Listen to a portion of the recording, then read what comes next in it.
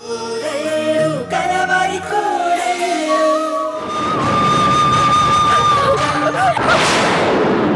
రేఖ ఇది?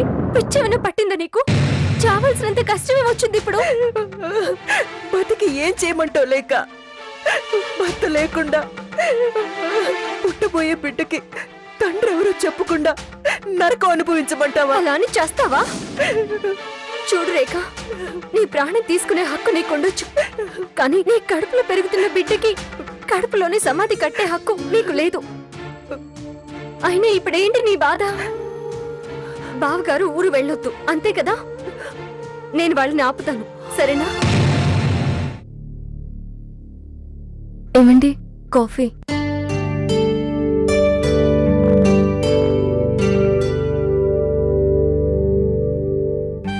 ఏమండి, ఇక్కడ మనకు చాలా బిజినెస్లు ఉన్నాయి కదా, వాటిని కాదని బావగారు వేరే చోటికి వెళ్ళడం అవసరమా? పైగా మీరు కూడా ఒక్కరే అయిపోయారు, అన్నీ మీరు చూసుకోవడానికి వీలు కాదు కదా. అదేం ప్రాబ్లం కాదు లేక, నేను సింగిల్ హ్యాండ్తో మేనేజ్ చేస్తాను. అది కాదండి. నాకు తెలుసు లేక నీ బాధేంటో. రేఖ గురించేగా.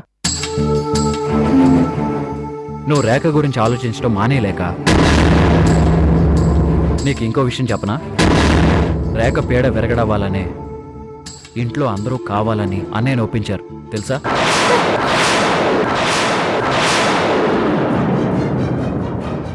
బావగారు, కాఫీ అక్కడ పెట్టు లేఖ.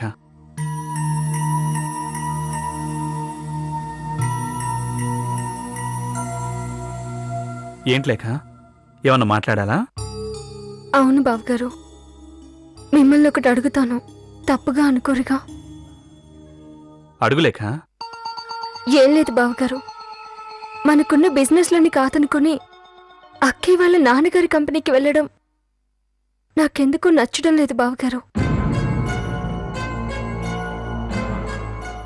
ఒకసారి అక్క పరిస్థితి ఏంటో ఆలోచించండి. మీరు వెళ్ళడం వల్ల తన జీవితం ఎటువైపు వెళుతుందో అని టెన్షన్గా ఉంది.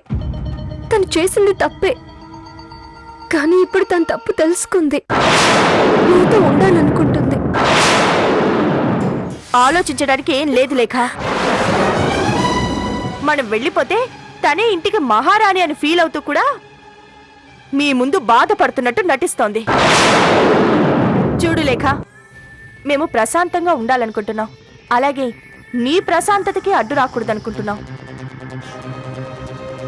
పైగా నేనిక్కడుంటే ప్రమాదం. నాకు చిరాకెత్తి ఎప్పుడొకప్పుడు శాశ్వతంగా వేరు వెళ్ళిపోతానేమో అన్న భయంతో ముందు జాగ్రత్తగా మంచిగా ఉన్నప్పుడే వేరుగా ఉంటే రాకపోకలికి ఇబ్బంది లేకుండా ఉంటుంది. లేదంటే మనం పూర్తిగా కలుసుకోలేని పరిస్థితి వస్తుంది. వాడిని మేమెప్పుడూ వదిలి ఉండలేదు, వాడు కూడా మమ్మల్ని వదిలి ఎప్పుడూ ఎక్కడికి వెళ్ళలేదు.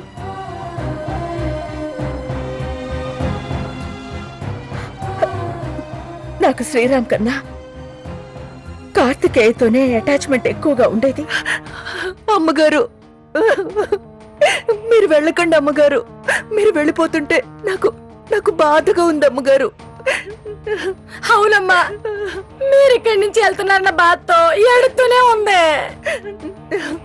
అసలు మీరు లేకపోతే నేను ఈరోజు ఈ ఇంట్లో ఉండేదాన్నే కాదు. మీరు చెప్పినందుకే వీళ్ళందరూ నన్ను ఇంకా ఈ ఇంట్లో ఉండనిచ్చారు.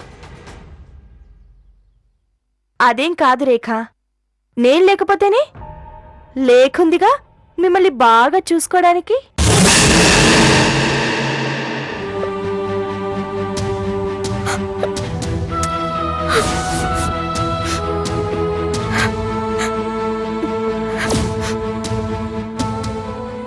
వెళ్ళొస్తావా అత్తయ్య?